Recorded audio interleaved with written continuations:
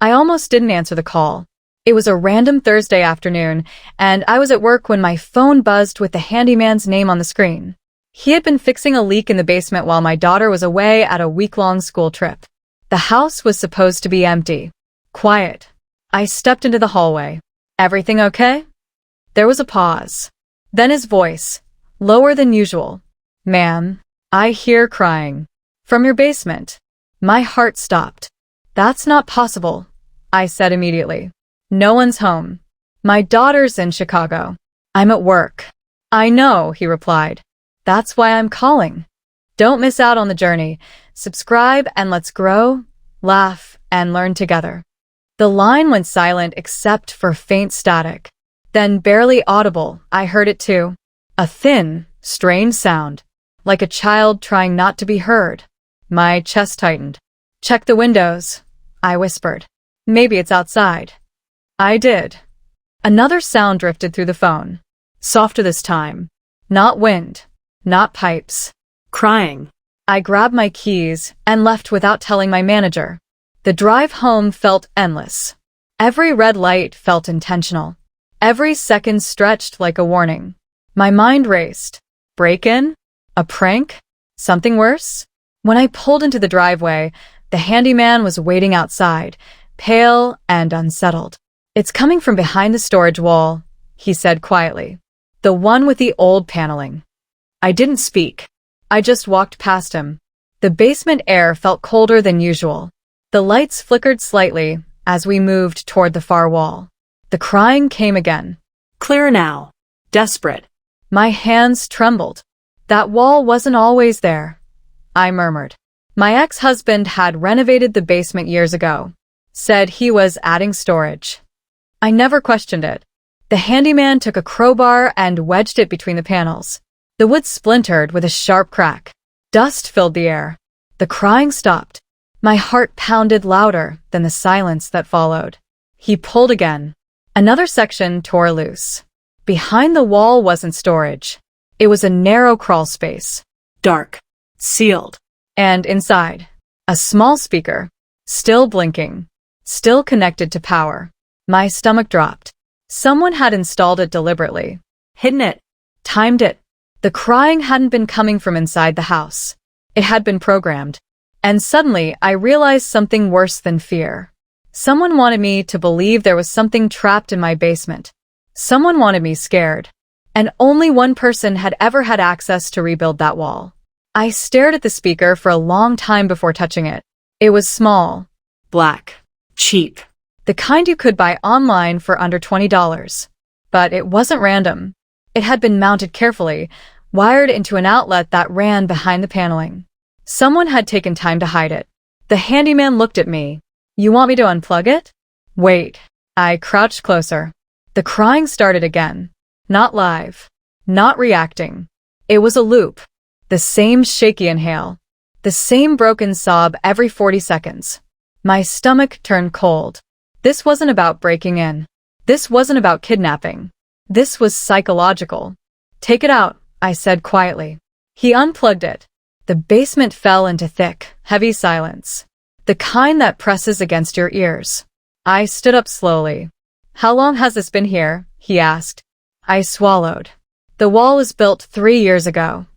3 years. Right after my divorce. Right after the custody battle. Right after my ex-husband accused me in court of being unstable. My chest tightened.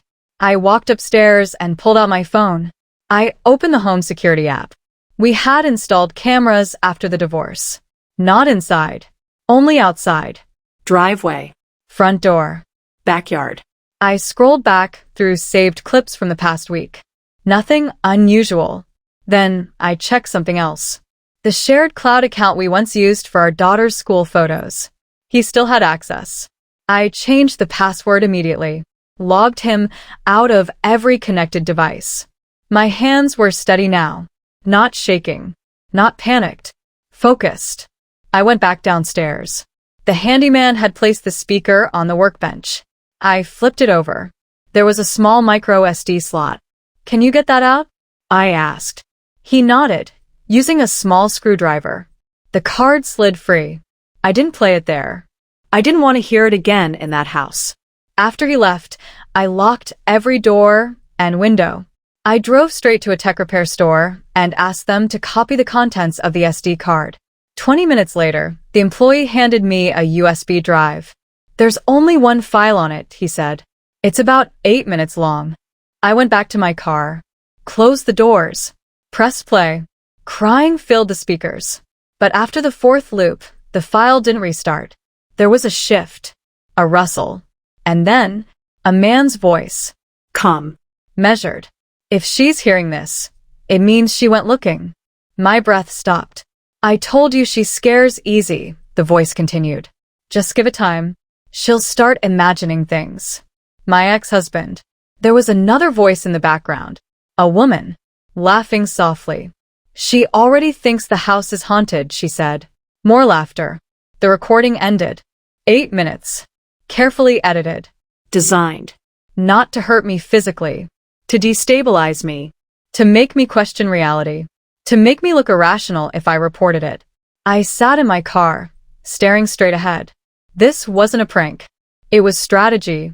3 years ago, during court, he had tried to frame me as emotionally volatile. Claimed I had episodes. The judge didn't buy it.